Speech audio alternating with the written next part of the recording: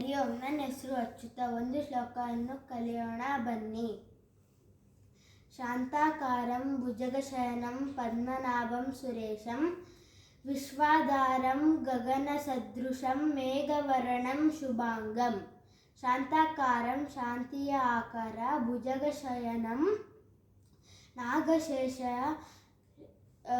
ಹಾಸಿಗೆ ಮೇಲೆ ಮಲಗಿರುವವನು, ಪದ್ಮನಾಭಂ ಹೊಕ್ಕಳಲ್ಲಿ ಕಮಲ ಇರುವವನು,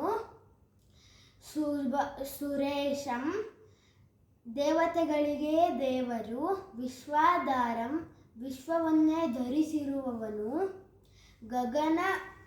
ಗಗನ ಸದೃಶಂ ಸ್ವತಃ ಆಕಾಶವನ್ನೇ ಆಗಿರುವವನು, ಮೇಘವರ್ಣಂ ಮೋಡವ ಬಣ್ಣ ಇರುವವನು, ಶುಭಾಂಗಂ ಶುಭ ಇರುವವನು ಮಹಾವಿಷ್ಣು. ಹರಿ ಓಂ. ಧನ್ಯವಾದ.